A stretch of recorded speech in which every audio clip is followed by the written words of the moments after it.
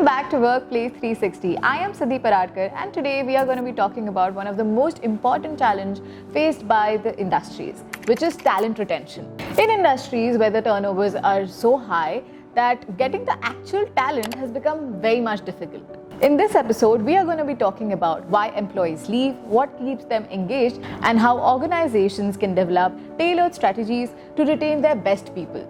So whether you are in tech or healthcare or any other industry, this episode is going to be completely insightful for you. So let's get started. Hi Lakshmi. Hey, hi Siddhi. This is a new episode and it is all going to be about talent retention. Okay. So personally, tell me that in this experience of 15 years, so finance is not the only sector I know that you have been in. What other sectors have you been a part of? So, Siddhi, I'll say I've been very fortunate to be exposed to many sectors. So, probably started early my career with kind of a consultancy, then moved to an kind of a conglomerate company which had energy, infrastructure, roads, like different infra projects that you can power. So, got exposed to each of those verticals. So, was spent there for a decent number of years, understanding and both the HR aspects as the business aspects for different sectors. Then an industry which is a dream job for many of them, that's the airline industry. So was a part of that, and then probably one bus thing which everyone wants in their life. That's the property or the real estate. So I was a decent time I spent there. And the last few years I have been within financial industry on an NBFC to be precise. Okay. So since you yourself have been talented and been into various industries, when we talk about talent retention, there are a lot of people, in the job market. And let me tell you, point difference there is in each one's resume, I suppose. So when you have such competitive things coming through, what are the major challenges that you as a professional might face? Again, Siddhi, I'll say every aspects or every dynamics with regards to an organization as well as HR is changing with times.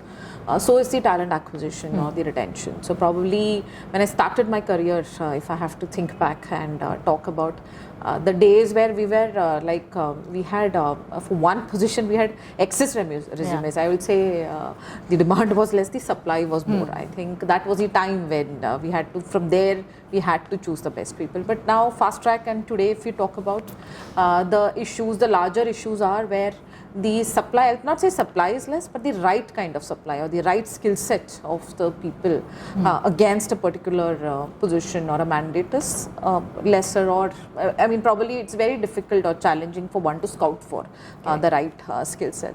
That is more because probably, Siddhi, I'll say an organization or an employee for that matter, many a times just focuses on the kind of work that they have or the kind of work that they want to complete. Probably self-learning or enhancing oneself is your last priority or no priority probably at times. And just saying that that's not because I'm not trying to fault out around, but it's more because of the demanding thing you had in your hand or with the other personal or the professional obligations that you had. Probably self-learning is something that one has never looked for.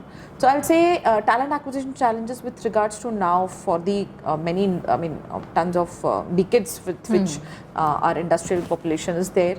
Now you will see the challenges are with regards to the, like I said, the right skill set for a particular mandate, with the kind of offers, like with the new aged company or with the new aged industries or the kind of different industries, and with an entrepreneurial bug that is hitting each and every one. So I'll say there are challenges where there is a diversification of resources. So I'll say while we do have a right resource out there, but of course he or she is engaged in other things, and so it's difficult for us to tap around. But probably the right way here is to see and probably adapt and see how do we overcoming. I think that is more important. How do we overcome these challenges? Okay. But challenges are going to be there with regards to the kind of dropout ratios or the right skill sets not available. Siddhi. When you say that there are so many problems and all these challenges are there in the industry, what are the ways in which we could overcome them? It's very important that one is you're embracing the challenge, and one is how do you, the next important thing is how do you overcome this challenge, okay? So the most important probably for me or for the direct that I have given it to my team is like let's just not look for a tailored fit material from the workflows available in the market.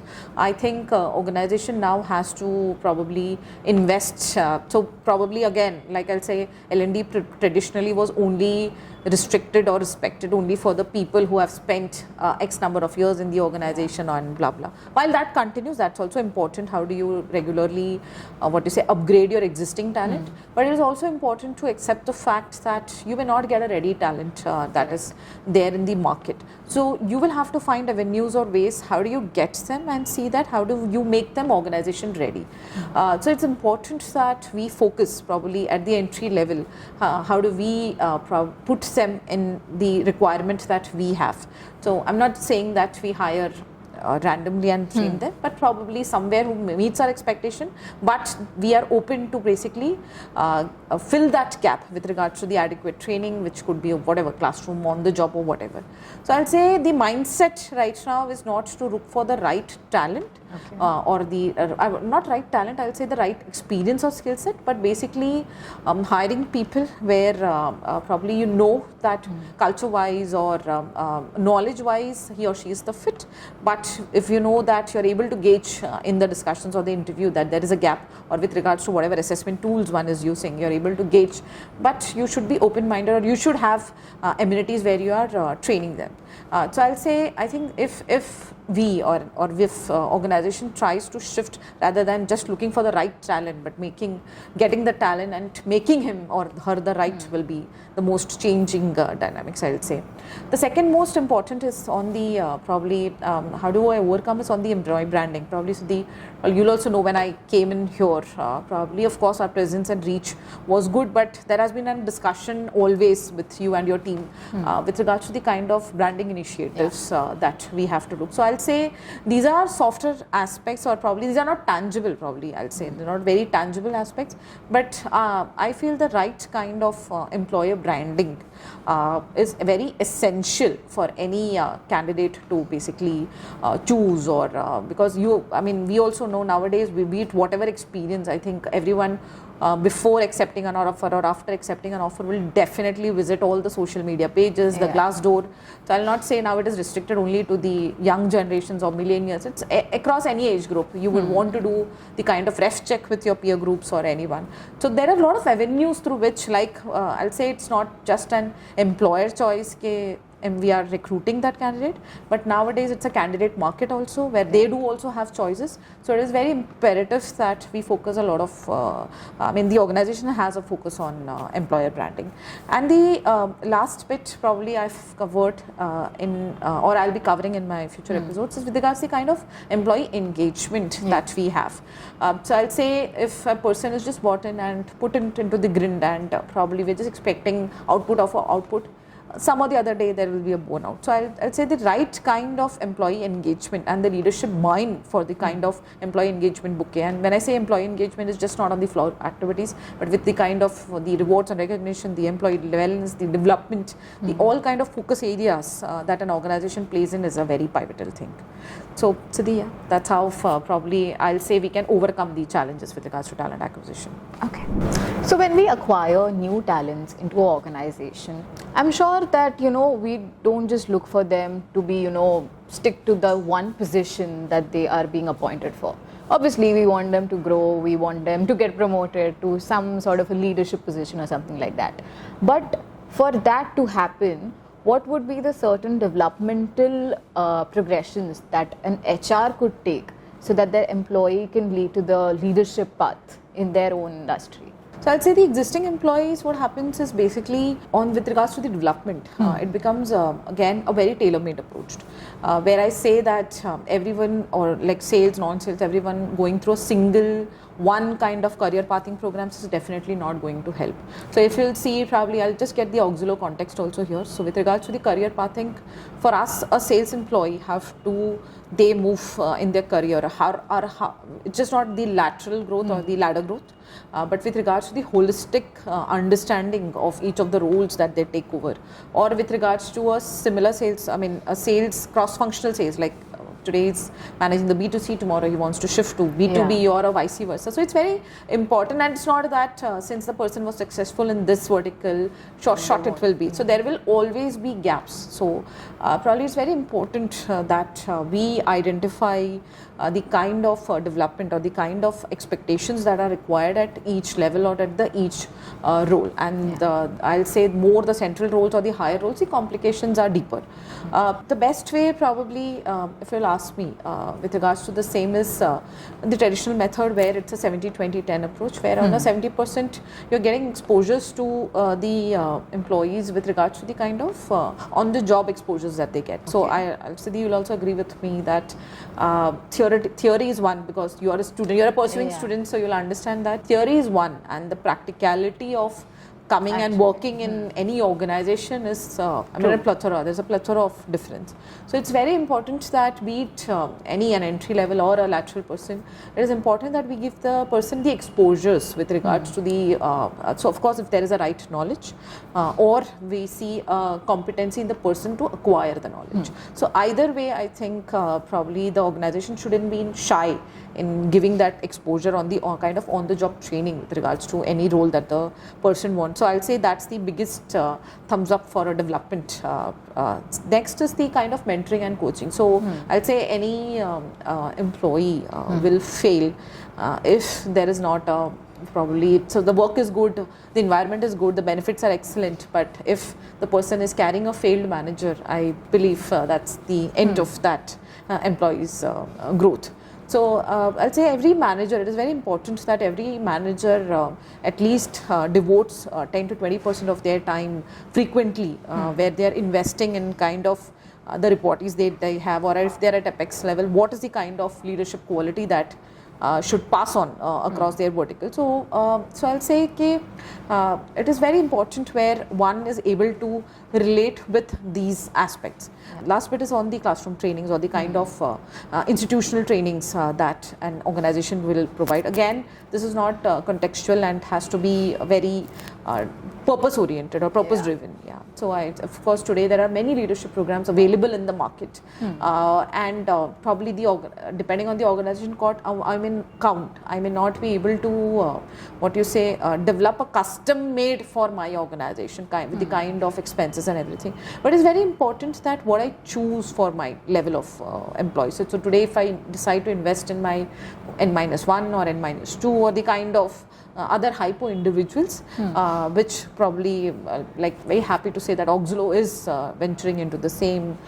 So it is very important that we are looking at each of these levels differently, while there will be certain softer skills which will be common, but there are a lot of the technical or with regards to the functional skills which we should focus and tailor-made, Siddhi. Okay. So this is with regards to the employees that have already been there, right? Or some of the new millennial hires that you have. But with the Gen Zs coming through, the dynamic changes a little bit.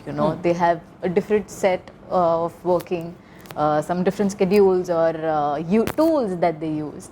So what do you want to say about that? I mean, something like a pro and con maybe for them. So I personally like working with Gen Zs. Only thing is I get to break out a lot of fresh ideas with them. So I will say there are not much of cons, but the pros probably, the pros is basically the kind of energy that they bring on the table. So while you would connect more with the peer group or with the kind of the leadership team, but I think Gen Z especially energizes me when I have to discuss something or when I have to bring on some new things on the table. And I think that's an approach probably every leader should carry, because I just see that Gen Zs are exposed. So their biggest pros are they are technologically so heavily exposed. So we shouldn't shy. I'll say one thing, what happens basically when there is a numerous age gap between the leader and the Gen Zs, one may tend to shy away in learning or understanding from a Gen Z. So I personally feel that we shouldn't. I think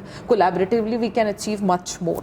So Siddhi, my personal view here is Gen Zs are a boon to this era. I think we are yet to see their full potential, because probably I'll say they're just new inductment in the era of ours. But I'll personally see that they are quite engaged with regards to the kind of work they get, they are a lot more demanding. When I say demanding, with regards to again the kind of work, so they are the one who will not be able to adjust with whatever you want to give. They will have their opinions with the kind of work or with the kind of, and I'm saying in a positive way, probably. The cons at times could be only with regards to the focus. So rather probably we believe in going much deeper into the aspects. Gen Zs may want to surfacely touch on things and move on. But of course, not all Gen Zs are the same. It differs person to person. But I'll say there's not much of cons. I see just the pros, because we have to adopt. This is the reality, Siddhi. I think we cannot shy away from this reality. So we have to welcome with open arms and see how do they also adapt to the culture and what we want. Yeah. Great. So this episode has been nice. Okay. We have covered a lot of different aspects throughout, from talent acquisition to learning and development, and of course Gen Z being a part of it. So what age group or community have you been from? Okay, personal question, but Y2K. Y2K. Okay. So from a Y2K to a Gen Z, it has been a great interaction, and of course I am taking things to the marketing department, and I'm going to be sharing, okay, I got good information from HR, and definitely we are also going to be applying this into our fields and all. So thank you for the information. Lastly, do you want to share some additional thing, a quote or maybe? So Siddhi, I just want to like to conclude that probably I think like I covered a couple of things in my earlier. The fact of the matter is now we do have to deal with all kind of, like Auxilo especially has an average age group of around 30 to 31 with the kind of workforce that we have. And I see from the past few years this age group is declining. So it's not that we are increasing our age group, we're declining. Because I'll say a person today with a 5-10 years of experience, person with a new entry may not have a deeper, but may have a similar kind of exposure and experience. Not experience in the literal terms, but the kind of exposure that the person. So I'll just say we'll have to embrace all these facts in an organization, and if an organization is looking to striving more and reaching at bigger leaps, we will have to just see, and probably when I say we, HR as a team along with the leadership team, will have to see how do we invest in each sets of people to achieve the organizational objectives. Nice. Thank you. Thank you. Thank you so much, Siddhi, for having me. So thank you for tuning into this episode. I hope you found this conversation insightful and there was something to take back from it. For more such content, please don't forget to like, comment, share and subscribe to Auxilo Finserve. Thanks for watching.